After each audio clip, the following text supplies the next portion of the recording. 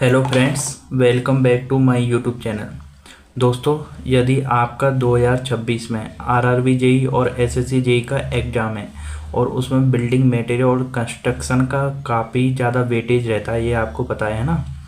तो अपन क्या करेंगे, जो मेरे नोट्स हैं, मैंने आरआरबी जेई 2025 दिया था और उसमें मैंने नोट्स बनाए थे, और वो भी जो भी नोट्स हैं उनको मैं यहाँ रीड करूँगा और आपको समझाऊँगा, है ना। तो आपको मेरे नोट्स भी चाहिए तो आप मुझे कमेंट बॉक्स में बता सकते हैं ना। तो सबसे पहले हम सीमेंट देखेंगे, फिर उसके हिसाब से हम 1 बाय 1 टॉपिक करते जाएंगे हर वीडियो में, है ना। तो सबसे पहले अपन सीमेंट स्टार्ट करते हैं आज की वीडियो में। सीमेंट, है ना। तो सीमेंट के से पहले अपन कंक्रीट देखते हैं। कंक्रीट क्या होता है? Concrete is a mixture of cement, sand, water, aggregate and admixture. Concrete cement, sand, water, aggregate, admixture का मिक्सर होता है ना। और सीमेंट जो होता है वो बाइंडिंग की तरह, मटेरियल की तरह काम करता है, और सैंड होती है अपन फाइन एग्रीगेट, और वाटर होता है मिक्सिंग मटेरियल और सॉल्वेंट, है ना। एग्रीगेट जो होता है वो किसकी तरह काम करेगा? कोर्स एग्रीगेट की। एडमिक्सचर जो होगा क्वालिटी इंक्रीमेंट, है ना, क्वांटिटी इंक्रीमेंट कर देगा, है ना। और सीमेंट इज अ बाइंडर, ये अपन जानते हैं ना। A substance used for construction that sets hardens and adds to other material to bind them together। जो भी अदर इंग्रेडिएंट्स होते हैं उनको बाइंड करने का काम करता है और हार्ड करने का काम करता है सीमेंट अपना, है ना। Cement mixed with fine aggregate, cement को फाइन एग्रीगेट के साथ मिक्स किया जाता है तो ये मोर्टार बनता है अपना, है ना। अगर इसको मसूनी मोर्टार जो अपन चिनाई वगैरह करते हैं वो उसके लिए यूज़ कर सकते हैं। अगर फाइन एग्रीगेट यानी सैंड के साथ सीमेंट को मिक्स कर दिया जाता है तो अपना वो मोर्टार बन जाता है। और with fine aggregate and coarse aggregate, उसमें फाइन एग्रीगेट और कोर्स एग्रीगेट भी ऐड कर दिया जाता है तो वो कंक्रीट बन जाता है। और cement used in construction are usually inorganic often lime और calcium silicate based product. Cement को अपन दो क्लासिफिकेशन में बांट सकते हैं, हाइड्रोलिक सीमेंट और non hydraulic cement. On the basis of manufacturing cement is classified 2 categories. Cement natural cement होता है, एक आर्टिफिशियल सीमेंट होता है। नेचुरल सीमेंट रोमन सीमेंट बोलते हैं इसको, है ना। Some special type of rock having 20 to 40% के लिए होता है नेचुरल सीमेंट में। जैसे कुछ टाइप की रॉक होती है वहाँ पर नेचुरल सीमेंट की तरह यानी सीमेंट की तरह प्रॉपर्टी पाई जाती हैं, जिसमें क्ले होता है, कैल्शियम कार्बोनेट, मैग्नीशियम पाए जाते हैं। Extra have the property to make a natural cement. 20 to 40% clay होगा, उसमें कैल्शियम कार्बोनेट होगा, मैग्नीशियम होगा। इसको बर्निंग या ग्राइंडिंग करने के बाद अपन को नेचुरल सीमेंट प्राप्त हो जाएगा। इंडिया में इस जो नेचुरल सीमेंट है वो नहीं पाया जाता। India is not a production country of this cement, even not use in our country. Strength of natural cement is very less, यानी नेचुरल सीमेंट की जो स्ट्रेंथ होती है बहुत कम होती है आर्टिफिशियल सीमेंट से, इसलिए अपन इसको ज़्यादा प्रिपेयर नहीं करते, अपन आर्टिफिशियल सीमेंट को ज़्यादा प्रिपेयर करते हैं। और अपन देखते हैं आर्टिफिशियल सीमेंट, अभी नेचुरल सीमेंट देखा ना। तो in India artificial cement was firstly manufactured in 1930। India में जो आर्टिफिशियल सीमेंट आया था वो 1930 में आया था। It is generally made from 2 types component, calcareous, argillaceous. इसको में 2 प्रकार के कंपोनेंट पाए जाते हैं, एक कैलकेरियस, एक आर्गिलियस। और कैलकेरियस कौन से मटेरियल होते हैं? ऐसे मटेरियल जिनमें कैल्शियम कार्बोनेट मुख्य रूप से पाया जाता है। और आर्जिलियस कौन से मटेरियल होते हैं? जिनमें क्ले कंटेंट मुख्य रूप से पाया जाता है, क्ले और एलुमिना, आर्जिलियस मतलब ना। आर्टिफिशियल सीमेंट अपन जनरली यूज़ करते हैं, तो आर्टिफिशियल सीमेंट ही अपन प्रिपेयर करते हैं और उसकी स्टडी करनी है अपन को। और एग्जाम में भी ज़्यादातर क्वेश्चन जो आते हैं आर्टिफिशियल सीमेंट से ही आते हैं। तो ओपीसी हाइड्रोलिक सीमेंट होता है, इन्वेंटेड बाई, इसको इन्वेंटेड किया था जोसेफ एसेब्डेन, है ना, 1824 में किया था। Before cement lime was used as binding material. Cement से पहले अपन लाइम को एक बाइंडिंग मटेरियल की तरह यूज़ करते थे। Cement have adhesive and cohesive property. Cement में एडेसिव और कोहेसिव प्रॉपर्टी दोनों पाई जाती है। एडेसिव मतलब डिफरेंट पार्टिकल्स को बाइंड करना, कोहेसिव मतलब सेम पार्टिकल को बाइंड करना, दोनों तरह की प्रॉपर्टी पाई जाती है। डेंसिटी जो होती है 1440 kilogram per metre cube. Weight of 1 bag cement 50 kilogram bag. एक बैग जो होता है वो कितने वेट का होता है? 50 किलोग्राम का, ये सबको पता है ना। Specific gravity 3.14 to 3.15। और वॉल्यूम ऑफ 1 बैग सीमेंट का जो वॉल्यूम होता है वो कितना होता है? 34.85 लीटर। ये लीटर में होता है। अगर इसको मीटर क्यूब में निकालना है तो ये होता है अपना 0.0348 मीटर क्यूब। यानी ये कैसे निकला, मास पर वॉल्यूम कर दिया, यहाँ मास कितना 50 किलोग्राम और डेंसिटी अपने को पता है 1440 किलोग्राम पर मीटर क्यूब, जो यहाँ से अपना मीटर क्यूब में वॉल्यूम आ जाएगा 0.0348 मीटर क्यूब। मॉडर्न इन्वेंटर है जो सीमेंट का, वो कौन है, अपने पी जॉनसन है। मॉडर्न इन्वेंटर थे जो अपने, modern inventor of cement was Mister P Johnson. P Frederick Johnson 1886 first introduced the rotary kiln for manufacturing of cement. Mass quantity of any matter without gravity, जो ये तो basic चीज़ है, जो यानी मास क्या होता है, वो क्वांटिटी होती है जो एनी मैटर की, जो विदाउट ग्रेविटी, ग्रेविटी यूज नहीं करती। ग्रेविटी यूज कर लेंगे तो वो क्या हो जाता है, अपना वेट हो जाता है। Volume space occupied by any material in 3 dimension. अब यहाँ से आता है जो मेन इंपॉर्टेंट पॉइंट्स है, यानी ग्रेड ऑफ सीमेंट। ग्रेड कितने प्रकार की होती हैं, तो 3 ग्रेड्स होती हैं सीमेंट की, 33 ग्रेड, 43 ग्रेड, 53 ग्रेड। और जो IS 269 1989 के अनुसार ये 33 ग्रेड होती है। ज़्यादातर है जो IS 269 से ही अब तीनों ग्रेड्स को लिखा जाने लग गया है, लेकिन एग्जाम में पूछा जाता है तो कभी कभार ये भी पूछ लिया जाता है। IS 43 ग्रेड को IS 8112 है 1989, और 53 ग्रेड को IS 12269 1987। Compressive strength after 28 day curing is 33 Newton पर mm स्क्वायर। 33 ग्रेड का मतलब क्या होता है, ये है अपनी कंप्रेसिव स्ट्रेंथ होती है 28 डे की क्यूरिंग करने के बाद 33 न्यूटन पर mm स्क्वायर आती है। जो इसका यूज़ कहाँ करते हैं, 33 ग्रेड का अपन general construction, small RCC construction में यूज़ कर सकते हैं 33 ग्रेड का। और जो अपनी 43 ग्रेड होती है वो 43 न्यूटन पर mm स्क्वायर कंप्रेसिव स्ट्रेंथ देती है 28 डेज में, है ना। और यूज इसका ऑल RCC वर्क में, RCC के जितने भी वर्क हैं उसमें कर सकते हैं। 53 ग्रेड का यूज क्या है अपना, हाई राइज बिल्डिंग, मास कॉन्क्रीटिंग, जहाँ ज़्यादा कॉन्क्रीट की आवश्यकता होती है, जैसे डैम वगैरह, है ना, उसमें अपन 53 ग्रेड यूज कर सकते हैं, हाई राइज बिल्डिंग में यूज कर सकते हैं।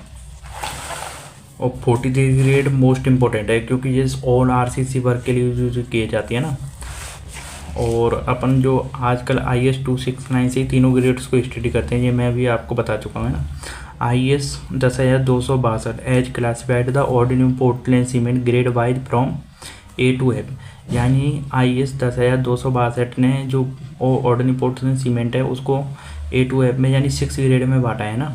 और 28 day compressive strength as follows. 28 day की कंप्रेसिव स्ट्रेंथ के आधार पर कैटेगरी ABCDEF, यानी ये 6 ग्रेड हो गई, और जो A होती है 33 ग्रेड है, C 43 ग्रेड। यानी इसके लिए क्या होता है, जैसे 32.5 से स्टार्ट होगा ये और 62.5 पे एंड हो जाएगा ना, लेकिन सब में +5 करते जाओगे ना तो इसको ये आसानी से याद हो जाएगा। जैसे 32.5, 37.5, B ग्रेड होगी 37.5, 42.5, 42.5 से 47.5 है ना, 47.5 से 52.5, 52.5 से 57.5, 57.5 से 62.5, +5 करते जाओ सब में, है ना। तो आपको ये ABCD की याद हो जाएगी, बस ये याद रख लो 32.5, है ना। तो इसमें जो 33 ग्रेड आएगी जो 32.5 और 37.5 के अंडर आ रही है, तो इसलिए 33 ग्रेड किस में आएगी, A कैटेगरी में आएगी। इस प्रकार 43 ग्रेड 42.5, 47.5 के अंडर आ रही है, तो इसलिए C ग्रेड में आएगी ये, है ना। इसी प्रकार 53 ग्रेड जो होती है अपनी, है ना, और 52.5, 57.5 के अंडर आ रही है तो ये E कैटेगरी में आ जाएगी। ये पूछे जाते हैं एग्जाम में क्वेश्चन, है ना। The 33 and 43 and 53 grades of cement correspond to categories A, C and E, यानी जो मैंने अभी बताया वो, यानी 33 किस में आएगा, A कैटेगरी में आएगा, 43 किस में आएगा, C कैटेगरी में आएगा, 53 किस में आएगा, E कैटेगरी में आएगा। Most of the 43 grade cement available in the market, जो 43 ग्रेड है सबसे ज़्यादा यूज़ किया जाता है, तो सबसे ज़्यादा अवेलेबल भी यही रहेगा, है ना। Fall in category D and that 53 grade cement in category F, ठीक है। अब बात करते हैं इंग्रेडिएंट्स ऑफ सीमेंट, यानी जो सीमेंट में मटेरियल होते हैं, जो इंग्रेडिएंट होते हैं वो कौन कौन से होते हैं ना। तो इसको आप ट्रिक से याद कर सकते हैं। लॉस में है एम्प्स, लॉस L का मतलब लाइम, S का मतलब सिलिका, और A का मतलब एलुमिना Al2O3, I का मतलब आयरन ऑक्साइड, मैग्नीशिया M का मतलब, और S का मतलब सल्फर। और लाइम एंड सिलिका है ना, अपन जो लाइम होता है 60-65% होता है, ये एवरेज है, यानी 62% ये लेते हैं अपन, है ना। सिलिका 70-25%, 22%। एलुमा 3-8%, 5% है। Iron oxide 0.5-6%, 3%। Magnesia 1-4%, 3%। Sulphur 1-3%, 2.75%। Alkalis 0.1-1%, 0.1%। Gypsum 3-4%, 4% होता है, एवरेज, है ना। जो लाइम अपना काम करता है वो स्ट्रेंथ एंड साउंडनेस देता है ना, और सिलिका जो काम करता है strength, prolong setting time, main component है ये, है ना। लाइम एंड सिलिका जो है मेन कंपोनेंट है किसी भी सीमेंट की। और जो एलुमिना होता है जो क्विक सेटिंग देता है, एलुमिना क्विक सेटिंग देता है। आयरन ऑक्साइड कलर देता है, कलर कौन सा देता है आपको पता ही है, ग्रेनिश ग्रे कलर देता है आयरन ऑक्साइड। मैग्नीशिया आपका should not be greater than 5%, 5% से ज़्यादा मैग्नीशिया नहीं होना चाहिए अपना सीमेंट में, है ना। और सल्फर जो होता है 1-3% होता है, और should not be greater than 2.75%, ये 2.75% से ज़्यादा नहीं होना चाहिए सल्फर, है ना। तो अपन डिस्कस करते हैं अब लाइम के बारे में। लाइम कैल्शियम ऑक्साइड फार्मूला होता है, कितना बताया था अभी तक, 62-65%। It imparts strength and soundness, ये स्ट्रेंथ देता है और साउंडनेस देता है। अब साउंडनेस क्या होता है, ये वॉल्यूम में चेंज होता है, यानी वॉल्यूम में जो चेंज हो रहा है उसको रेजिस्टेंस करेगा, रोकेगा, साउंडनेस का मतलब। It is a property of cement which shows the resistance against change in the volume, यानी चेंज जो अपन जैसे कोई क्यूब लेते हैं उसमें जो सेट होने के बाद उसमें वॉल्यूम चेंज होगा ना, उसको रेजिस्टेंस करता है, उसे साउंडनेस कहते हैं, है ना। इन एक्सेज, अगर ये एक्सेज में हो जाता है तो अगर लाइम अपना एक्सेज में हो जाएगा तो ये सीमेंट को अनसाउंड बना देगा, है ना, यानी रेजिस्टेंस नहीं करेगा वॉल्यूम में चेंज करने को। इन डेफिशिएंसी अगर कम हो जाए तो strength will reduce, strength reduce हो जाएगी अपन, यानी लाइम अपना स्ट्रेंथ भी दे रहा है, साउंडनेस भी दे रहा है, ठीक है। अभी ये आपको बता दिया resistance against change in volume, है ना। अब सिलिका की बात करते हैं। सिलिका कितना परसेंटेज होता है, 70-25%। सिलिका का काम क्या होता है, इम्पार्ट स्ट्रेंथ ऑफ सीमेंट, ये भी स्ट्रेंथ देता है सिलिका, है ना। इट एक्सेज, यदि ये एक्सेज में हो जाए, ज़्यादा हो जाए तो strength of cement increase, strength cement की इंक्रीज हो जाएगी। Prolong of setting time, setting time भी बढ़ जाती है। अगर सिलिका एक्सेज में हो जाए तो ये अपनी स्ट्रेंथ इंक्रीज कर देता है और सीमेंट की सेटिंग टाइम भी बढ़ जाती है। Silica is responsible for production of C2S and C3S। Silica किसके लिए रेस्पॉन्सिबल होता है, C2S C3S, अपन ये C2S C3S अभी आपको बताऊंगा, है ना। Which are main component of cement, जो मेन कंपोनेंट है सीमेंट के सबसे ज़्यादा पाए जाते हैं ना, बॉक्स कंपाउंड बोलते हैं। इट डिपेंडेंसी, अगर कम हो जाए सिलिका, है ना, तो strength will decrease, strength decrease हो जाती है। एलुमिना की बात कर लेते हैं। एलुमिना क्या होता है अपना, Al2O3 होता है ना, ये इंग्रेडिएंट है, थर्ड इंग्रेडिएंट, 3-8% होता है अपना, किस में होता है ये 3-8%, सीमेंट में होता है। It imparts quick setting of cement, ये क्विक सेटिंग बताता है सीमेंट की, है ना। It reduce the temperature of clinker, और जो ये टेम्परेचर भी रिड्यूस करता है जो क्लिंकर अपन सीमेंट बनाते हैं ना। इन एक्सेज, अगर यदि एक्सेज में हो जाए एलुमिना, है ना, तो सीमेंट बिकम वीक, सीमेंट अपना वीक हो जाएगा। आयरन ऑक्साइड की बात कर लेते हैं अपन। आयरन ऑक्साइड Fe2O3 3-4% होता है। आयरन ऑक्साइड अपना 3 से 4% पाया जाता है। It imparts strength, colour and hardness, इसका काम क्या होता है, स्ट्रेंथ देना, कलर देना, हार्डनेस देना। सबसे मेन काम जो होता है इसका कलर देना होता है। It gives reddish brown colour to cement, graphite grey, greenish grey, यानी रेडिश ब्राउन कलर दे दो या ग्रेफाइट ग्रे, ग्रेनिश ग्रे के तो, है ना। इन एक्सेज, अगर ये एक्सेज में हो जाए तो डिफ़िकल्ट क्रिएट्स इन बाइंडिंग मोर फ्यूल कंजप्शन, यानी बाइंडिंग करने में ज़्यादा फ्यूल कंजप्शन होगा। अगर ये कम हो जाए, definitely hardness of clinkers decrease, clinkers का हार्डनेस होना डिक्रीज कर देगा। अब मैग्नीशिया की बात करते हैं, 1-3% पाया जाता है। और ये भी बताया था मैंने आपको, ये should not be greater than 5% है ना, यानी 5% से ज़्यादा नहीं होना चाहिए मैग्नीशिया। और ये प्रोवाइड टफनेस बढ़ाता है ना। It imparts the soundness of cement, और साउंडनेस इम्पार्ट्स करता है मैग्नीशिया अपना। It gives yellow tint colour, यानी येलो टिंट कलर किसके कारण आता है, मैग्नीशिया में, ये PyQ है अपना। In excess cement become unsound, अगर ये ज़्यादा हो जाए तो सीमेंट को अनसाउंड बना देगा। यदि सीमेंट को अनसाउंड बना देगा, it helps in chemical reaction in cement, और ये हेल्प करता है केमिकल रिएक्शन इन सीमेंट, है ना। और जो साउंडनेस अपनी आती है वो 3 केमिकल इंग्रेडिएंट्स के कारण आती है, लाइम, सल्फर, मैग्नीशियम। इसको इस तरह याद रख सकते हैं, LSM, lime bore, L bore lime, है ना, sulphur, magnesium. Soundness gives excess unsound.